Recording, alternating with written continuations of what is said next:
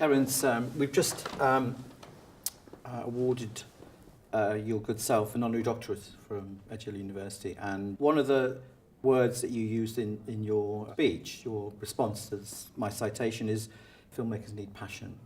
And I wondered whether that was in you when you began your filmmaking career. Was that part of the inspiration that got you going? No, because I wanted to be an actor and a writer. I mean, I'd grown up with my sisters in the early 50s. This is where the great musical comedies were made in America. I mean, that's the golden era. And I grew up on those because my sister took me. In fact, at 7, I was taken to see Singing in the Rain at the Odeon. It was a wonderful start. But no, I never thought of anything like that, this kind of career.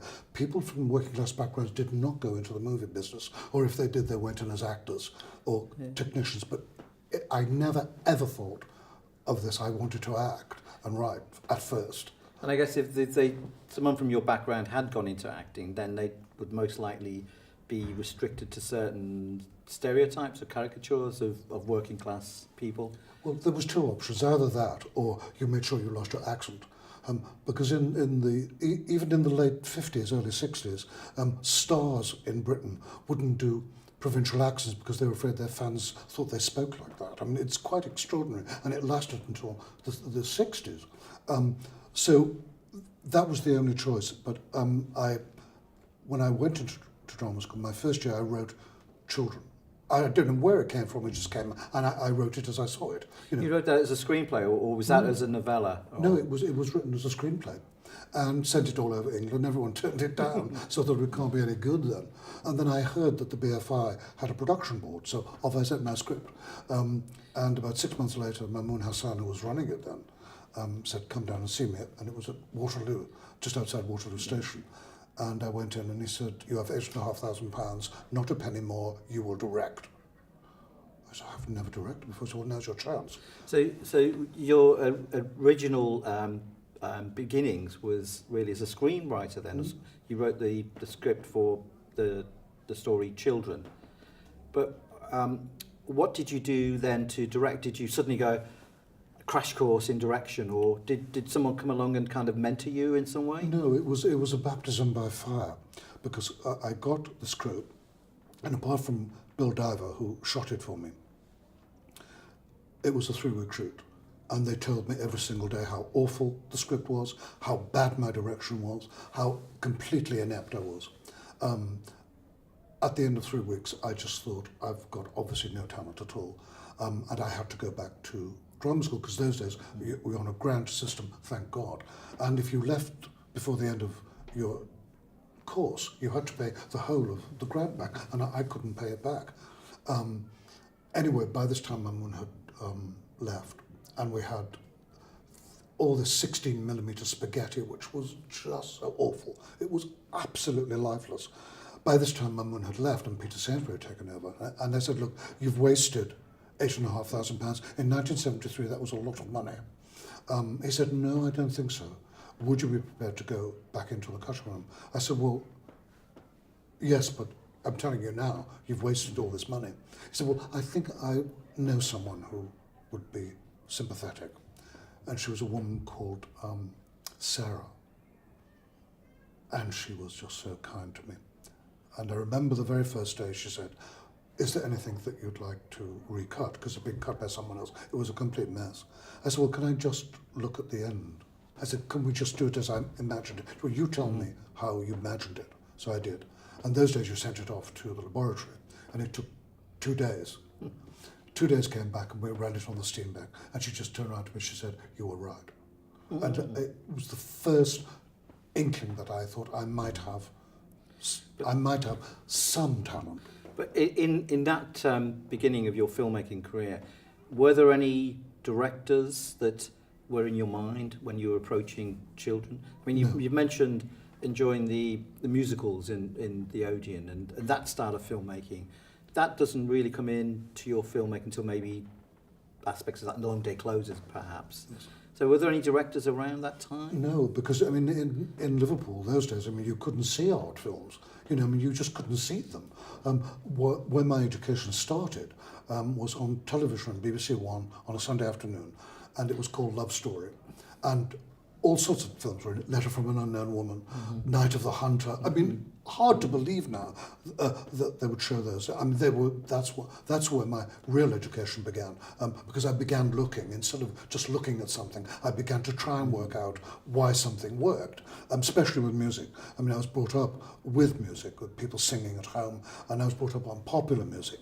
I only discovered classical music later, but that grounding of my sisters loving musicals and going to see them and seeing movement with music, and something stayed with me. I didn't know what it was. I just loved the idea of, you know, seeing something move and there was music behind it. It seemed to me to be just so magical. But that stayed with me. That was latent. Yeah, I know, but that combination of music and movement is what, to me, kind of epitomizes the best of your films in Distant Voices and Long Day Closes. And I find them, I have a personal resonance with them, because when I watch those films, it takes me back immediately to, you know, working class families in Liverpool, because those scenes of people communally singing in pubs, families, uncles, nieces, nephews. I find it has a sort of deep realism about it for me. I am presuming that that's from your background as well, and the role of your family as inspirers for your film. Or you draw a lot on your family background for those films. Yes, but when you're a child and the youngest of 7 surviving children, you know, you just look and you listen. You absorb the world every day. And that's what you did. I mean, they went out, they went to the pub, they came back at 10:30, they played a few records, they had a few dances, and then they began to sing. And everyone had their own song, and everyone knew what a group song was. I mean, that was just, it happened every single Saturday. I mean, it just did. So I grew up with that as that was part of living. Everyone did. And there were some people with wonderful voices, you know, that, you know, really, you'd love to hear them sing. My mother had a lovely, mellifluous voice. So I grew up with that. I mean, they used to say on the continent that Britain was a land without music, but that's not true. It wasn't. And a lot of people on the continent said, you know, do people still do that? I told them, I said, no, that's long since died. They don't do that anymore. Because those days, popular music was written to be sung. When you got a 78, you usually had the lyrics on the back. And popular music now is not meant to be sung. You can't even reproduce it. And where I began to be disillusioned with pop music, as it were, there was still that great American songbook record, right up until Cole Porter, who in the middle 50s. And my sister took me to see Jailhouse Rock, and I remember at 10, cringing all the way through, thinking, isn't he ridiculous in this awful voice? And then the Beatles came along, and they were even worse.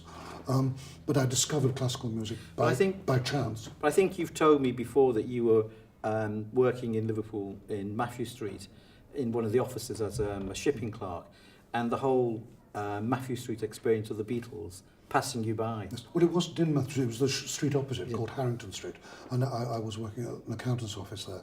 No, I thought they were terrible, still do. I've never understood why they're considered, you know, good songwriters, so especially when you grow up with Cole Porter and Rodgers and Hart. You know, the lyrics are feeble by comparison. You know, because I love Cole Porter. I love that. No one can write that kind of wit now, and he did it effortlessly. There's one of the minor songs which I do love, and I feel it is my signature tune. The wind is chasing the zephyr, the moon is chasing the sea, the bull is chasing the heifer, but nobody's chasing me. Can I move a bit forward from what we could call your autobiographical kind of period, with Distant Voices Still Lives and The Long Day Closes? But you've been making, of late, a number of, obviously, new films. Since the documentary of Time in the City, you've made The Deep Blue Sea, the Terence Rattigan adaptation, but also 2 recent films. And would you like to tell us a bit about those 2 films? One is called Sunset Song, which is from a novel by Lewis Grassic Gibbon, which is part of a trilogy of novels. It's considered the greatest Scottish novel. And in 1971, they serialised it on BBC on a Sunday night. And those days you had to wait each week for the next episode. And I just lived for Sundays, because I love the story. I really love the story. And I read the book, which is quite difficult to read because it's in the Doric. Is that a dialect? That's a dialect. It's a dialect of the Scottish language. It's a dialect in Aberdeenshire, so it makes it quite difficult. But it is a great work, and everybody, most people in Scotland have read it. But it was a wonderful book, and I read it, I thought, I'd love to do this at some stage. And then you think, oh, well, I'm not going to get the money to do that. It'll be far too expensive, and, I won't cast stars because I think that's a lot of nonsense. So we'll never get the money. We did, and it was quite an experience, shall we say, because there wasn't enough money, and we had to go to New Zealand for the summer weather. To suit Scotland in New Zealand. Yeah. Only for the summer weather, because you can't rely on it in Scotland. And we got to New Zealand, and it was the worst weather they'd had for 50 years. I thought, oh, terrific. Why didn't we stay in Scotland? I could have got this for free. Luckily, the weather changed. We got 3-4 days of wonderful sunshine, so we could do those shots. But it was very hard because of not enough money and sitting in a farm, pouring with rain, and animals defecating and farting all over the place. It's not glamorous. How long was that in progression to make that film, from the time when you started to perhaps work on some ideas? Because I do recall Scottish producers getting involved in that. I started writing the first draft in 2000. I finished it the last draft in 2003, and then it went to the what is now defunct, the UK Film Council. And then in the end, it's been financed. And in the end, I just said, well, it was so horrible. I said, we're never going to get it made. We're just not going to get it made. Anyway, Roy Bolter and Saul Papadopoulos from Hurricane said, we'll raise the money. But there wasn't enough. There wasn't enough money. And how it got made, I really don't know. Because in many ways, it was very hard work. Wonderful cast. Wonderful. That's Peter Mullen? Yes. And the lead actress is Agnes Dane, who was a model. Yes. She, in fact, the first person I saw, and she looked about 11 years old. And she's like 30 or something. And I thought, she's 11 years old. Anyway, she came in and gave the most extraordinary audition. I said, we found her. And she's an immense talent, that girl. Wonderful ear because she comes from Bolton, but has got a wonderful ear for the Scottish accent. And it's an extraordinary performance. You seem to have a flair for working with actresses. I mean, when if I think about the actresses that you've worked, Gina Rowlands, Gillian Anderson, Cynthia Nixon recently as well. There's a lot of strong lead actresses in your films, and I wonder whether that's related back to your own family circumstances, being with a group of sisters. Whether there's a rapport that you have with women that I think it's strong.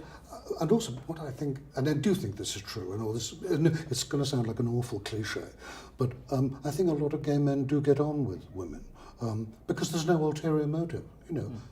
I like their company, especially northern women. Northern British women are just the funniest. They're just fabulous. So I feel at ease with them. It's men I have difficulty with.